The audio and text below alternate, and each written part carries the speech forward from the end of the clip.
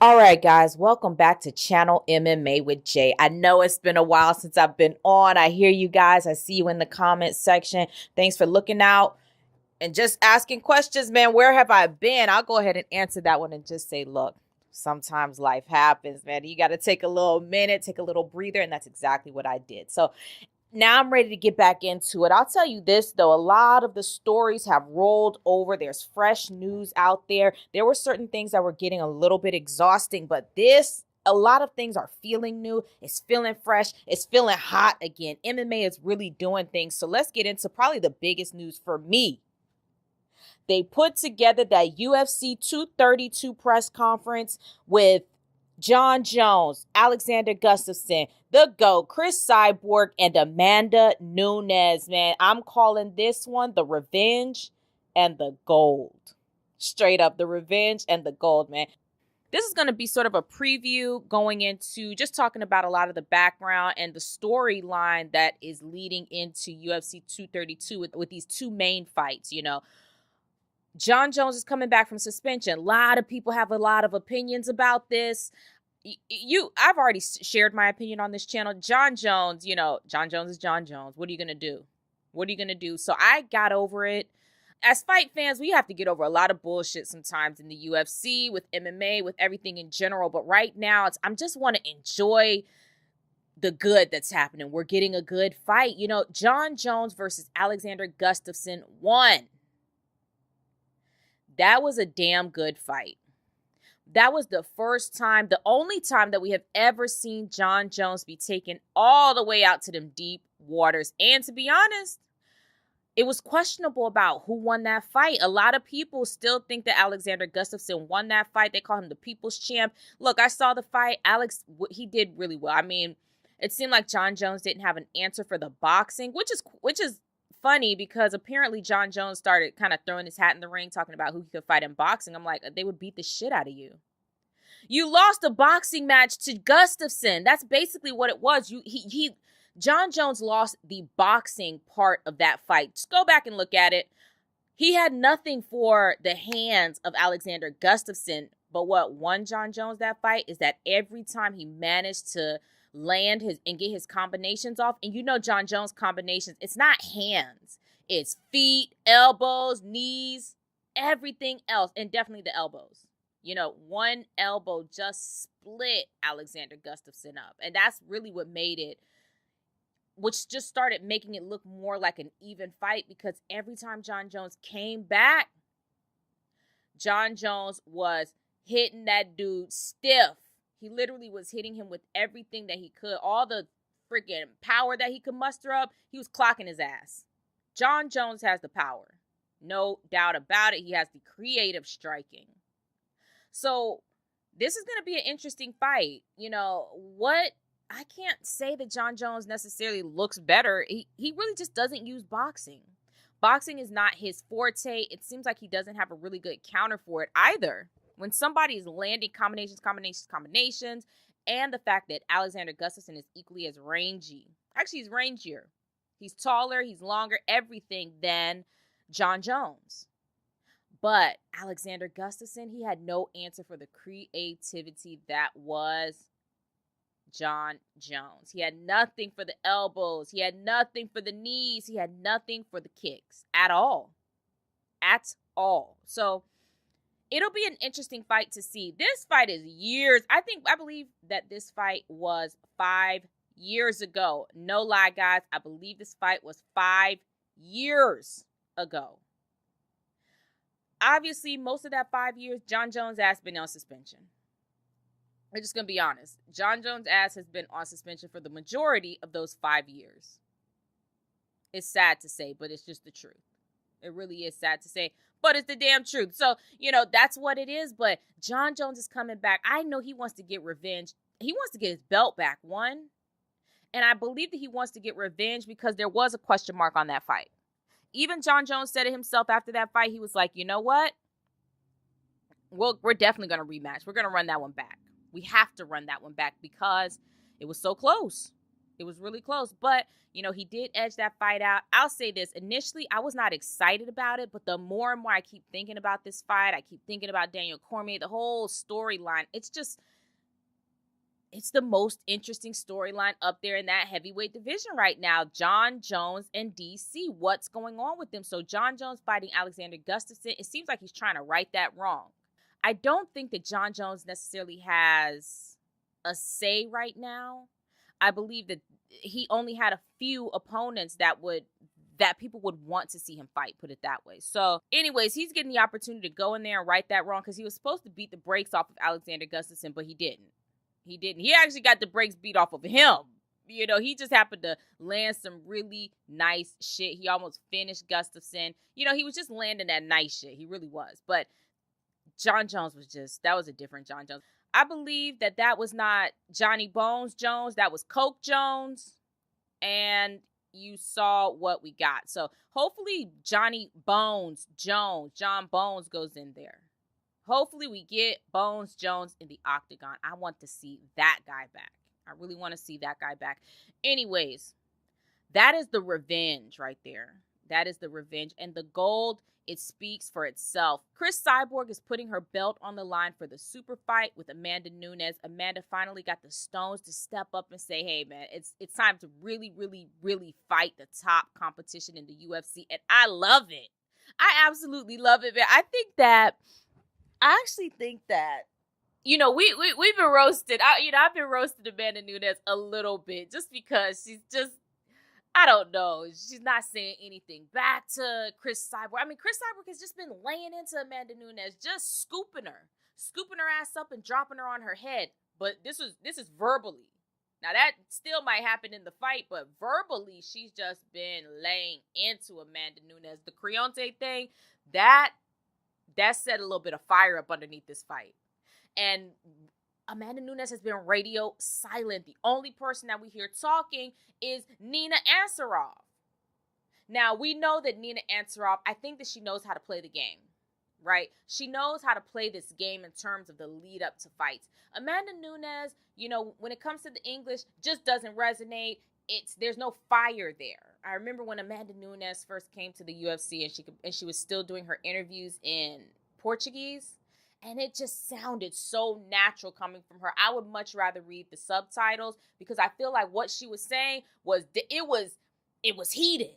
She would talk about fights with heat behind it. Now everything seems to be a little too PC for me, but undeniably, Amanda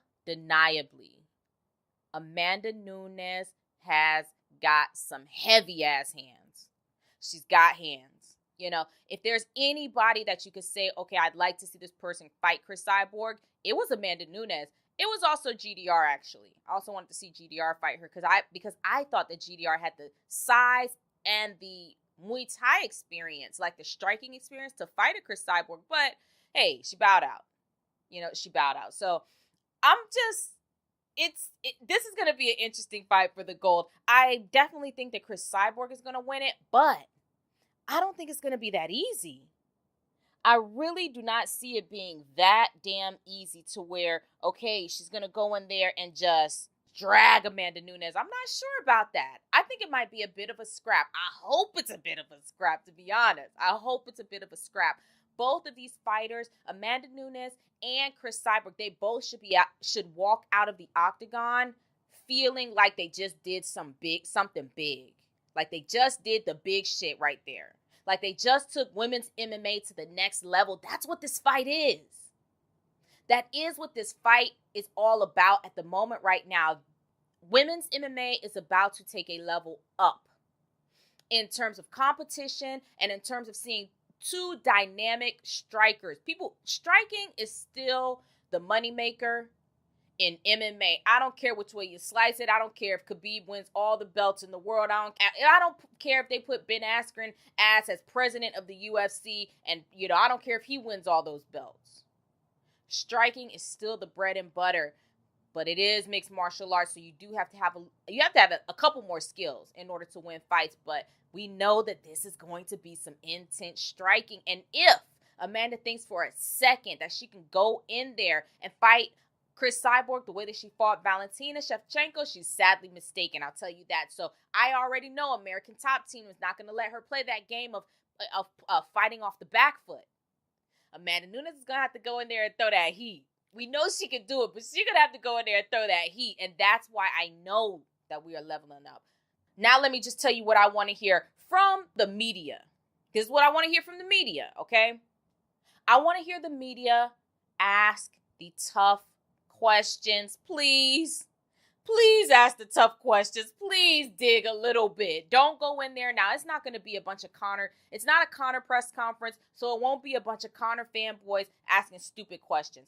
It will be, it should be, the best of the best, the Ariel Helwanis, that guy from MMA Junkie, who else is really good? MMA Knit or whatever. All of these journalists who have their credentials, they need to be in there asking this question one to Amanda Nunes. I want to hear the answer.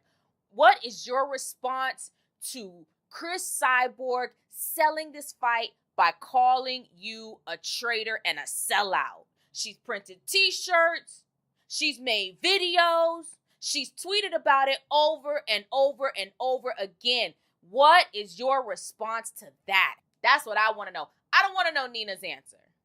Nina's answer is interesting and it's fun and it helps to build, sure. But I don't want to know Nina's answer. I want Amanda Nunes to be in the hot seat. I want to hear what she says. I really do. So, and I think everybody wants to know, am I right? Am I right or am I wrong? We all want to know, what is your response to that? You're going to walk out into the octagon. At UFC 232, you're going to walk out into a crowd of people wearing Creonte shirts. Keep Brazil Creonte free.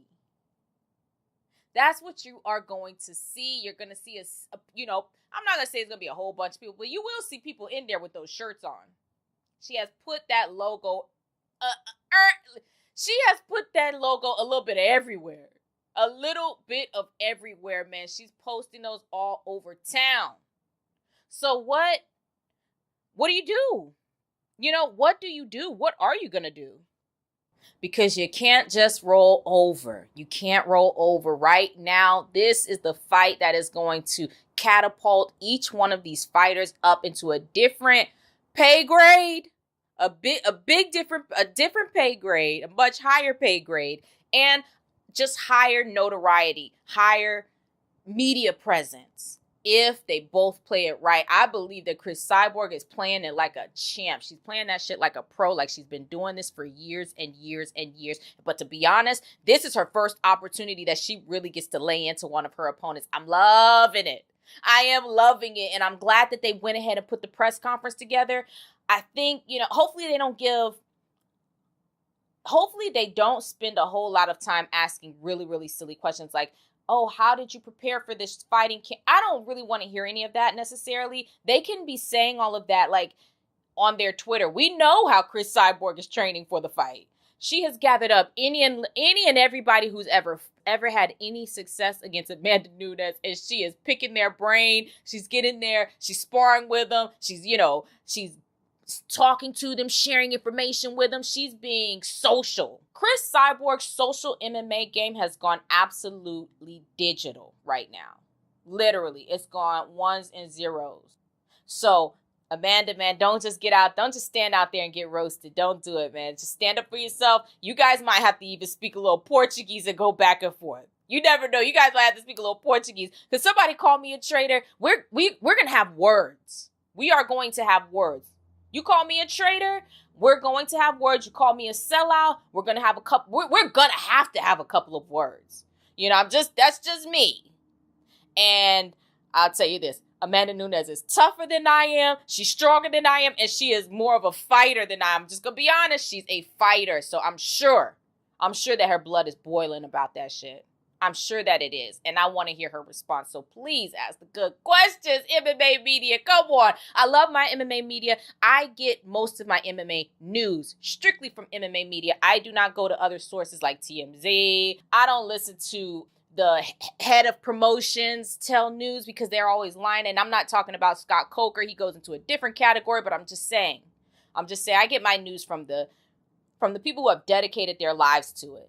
I do respect MMA media. They got kind of MMA media got kind of slammed around a little bit after UFC 229, but they were getting body slammed left and right. Every chance that somebody could take a jab at MMA media, they were doing it. And I'm just going to stand up here and say, look, just keep doing what you're doing, man. Every once in a while, people ain't going to like. But at the end of the day, we love what they do. But the heat is on MMA media too. Don't screw the pooch with this one. Do not screw the pooch with this one. This is an important fight card for MMA fans. And I know, I get it. For some reason, as MMA fans, we're not really well respected, right? They always want to kind of push into a different direction. Oh, well, we're trying to go into this new market. Damn, what about the old market? We've been rolling with you for years.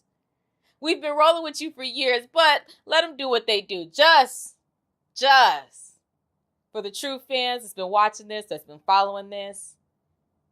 Not just the casuals, because it's not going to be a whole lot of casuals watching this fight card. It's going to be the diehards. So give us what we want. Anyways, guys, I believe that the pressure is on. I believe that the pressure is on for Jon Jones to get his revenge and for Chris Cyborg to keep that gold and for MMA media to get them questions right. Hit the like button, hit the subscribe button. Thank you so much to all of the subscribers for continuing to roll with the channel. I really appreciate it from the bottom of my heart. I know I've taken a little hiatus, a little time off, but that only means that I'm coming back bigger, badder, and better.